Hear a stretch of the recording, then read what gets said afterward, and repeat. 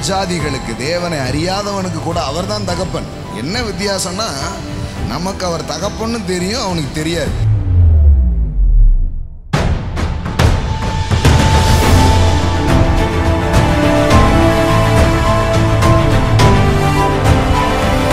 நீங்கள் ஏதுமற்றவர்கள் அல்ல, நீங்கள் அனாதைகள் அல்ல, நீங்கள் திக்கற்றவர்கள் அல்ல. இந்த உலகத்தில் உங்களுக்கு ஒரு சத்தியம் தெரியும். அது என்னன்னா, வானத்துக்கும் பூமிக்கும் சொந்தக்காரர் உங்கள் தகப்பனாக இருக்கிறார், உங்கள் தந்தையாக இருக்கிறார். You have a rich God, you have a rich dad. உங்களுக்கு ஒரு மெய்ப்பர் இருக்கிறார். ஆமென். நீங்கள் ஏதோ காட்டு இல்லை மேய்கிற சாதாரண ஏதோ ஆடு கிடையாது. உங்களை நடத்துகிற, உங்களை மேய்க்கக்கூடிய, தன் மந்தையில் சேர்த்து கொண்ட ஒரு நல்ல மேய்ப்பர் உங்களுக்கு இருக்கிறார். அப்போ முதல்ல இந்த புரிதல் தான் அவசியம். நன்மையான எந்த ஈவும் பூரணமான எந்த வரமும் எங்கேருந்து தான் வருது? எல்லாம் சொல்லுங்கள், எங்கள் வீட்டில் இருந்தான். சமையல் எங்கே தான் நடக்குது? உற்பத்தி எங்கே தான் நடக்குது? எங்கள் வீட்டில் தான் நடக்குது. வெளியில் உள்ளவன் நல்லா சாப்பிட்டுட்டு இருக்கான், வீட்டில் உள்ளவன் இப்படி பார்த்துட்டு இருக்கான்.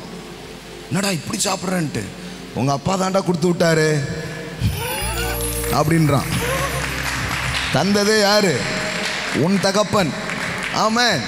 நீங்கள் யோசித்து பாருங்க, காட்டு புல்லுக்கே அவர் இவ்விதமாய் உடுத்துவித்தால் உங்களுக்கு உடுத்துவிப்பது அதிக நிச்சயம் அல்லவா? புறஜாதிகளுக்கு, தேவனை அறியாதவனுக்கு கூட அவர்தான் தகப்பன்.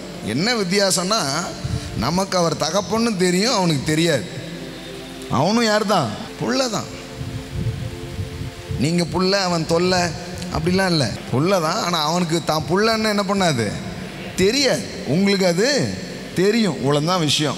புறஜாதிகளாக இருக்கிற மனுஷருக்கு கூட தெரியுது, கடவுளை தேடுறவங்கள, அவரை நம்புகிற பிள்ளைகளுக்கு ஒரு நல்ல வாழ்க்கையை அவரே வச்சிருக்கிறாரு. ஆமென். உங்கள் உள்ளம் இதில் இளைப்பாறணும். சூழ்நிலையை பார்த்தா ஒரு நன்மையும் இல்லையே, என்னத்தன்ற மாதிரி இருக்கும். அது பார்க்காது. உங்களுக்கு ஒரு நல்ல அப்பா இருக்கிறாரு. ஆமென். அவர்கிட்ட தான் எல்லா நன்மையும் என்ன பண்ணுது? வருது. அவர் தான் நன்மைகளின் ஊற்று. ஆமென். He is the source of every good things. ஆமென். எல்லா நன்மைகளுக்கும் அவர் ஆதாரம். ஆமென்.